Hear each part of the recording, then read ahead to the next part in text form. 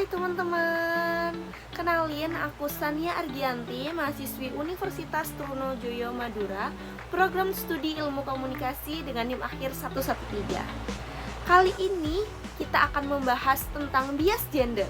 Oke, kenapa sih kok kita bahas tentang bias gender? Topik ini penting karena sering kita temui di lingkungan kita saat ini banyak terjadi ketidakadilan yang berbasis gender. Sebelum itu, apa sih gender itu? Pengertian gender. Gender ialah perbedaan antara peran, tanggung jawab, serta perilaku yang dibentuk oleh masyarakat dengan anggapan apa yang layak dikerjakan oleh laki-laki dan apa yang layak dikerjakan oleh perempuan. Gender tidak hadir dari bawaan lahir, namun hasil dari konstruksi sosial dan budaya. Apa sih contohnya? Misalnya, seorang laki-laki dianggap wajib untuk mencari nafkah, sedangkan perempuan hanya wajib untuk menjadi ibu rumah tangga. Padahal peran tersebut bisa terjadi sebaliknya. Selanjutnya ialah perbedaan antara jenis kelamin atau seks dengan gender. Jadi, jenis kelamin atau seks ini ialah perbedaan biologis antara laki-laki dengan perempuan yang bersifat kodrat.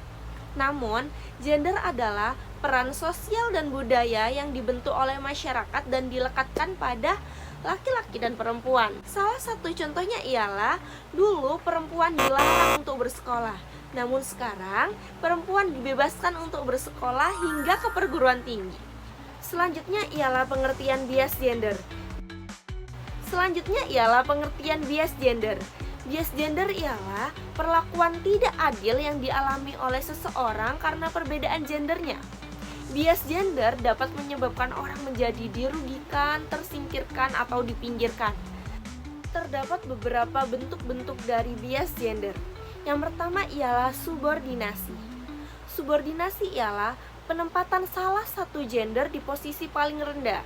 Contohnya, perempuan dianggap tidak pantas menjadi pemimpin dikarenakan lelaki dianggap lebih unggul dalam menjadi pemimpin. Yang kedua adalah marginalisasi. Marginalisasi adalah keadaan di mana perempuan atau laki-laki tidak diberi kesempatan yang sama dalam memperoleh hak atau peluangnya. Contohnya, dahulu laki-laki diprioritaskan untuk bersekolah, namun perempuan disarankan untuk langsung menikah muda. Yang ketiga adalah double burden atau beban ganda. Beban ganda ialah keadaan di mana seseorang memikul dua tanggung jawab sekaligus. Hal ini biasanya terjadi kepada perempuan. Contohnya, seorang ibu yang bekerja di kantor, sepulang ia bekerja, ia tetap dituntut untuk merawat anak, memasak, dan membersihkan rumah. Yang keempat ialah stereotip. Stereotip ialah bentuk pelabelan atau anggapan sifat tertentu berdasarkan gender. Contohnya, laki-laki dianggap selalu kuat, sedangkan perempuan dianggap akan selalu lemah. Yang kelima adalah kekerasan berbasis gender. Kekerasan berbasis gender dibagi menjadi 3. Yang pertama ialah KDRT, yang kedua ialah pelecehan seksual, dan yang ketiga adalah kekerasan dalam hubungan pacaran. Yang pertama ialah KDRT atau kekerasan di dalam rumah tangga. Tindakan kekerasan ini menyakiti anggota keluarganya sendiri yang terjadi di dalam rumah. Contoh tindakan yang dilakukan dapat meliputi kekerasan fisik seperti memukul atau melalui kata-kata kasar atau juga melalui ketidakadilan di dalam keluarga. Yang kedua adalah kekerasan seksual, di mana tindakan ini memaksa seseorang untuk mau berhubungan badan ataupun berbuat seks tanpa persetujuan darinya. Contohnya ialah pelecehan seksual atau menyentuh orang tanpa izin. Yang ketiga ialah kekerasan dalam hubungan berpacaran.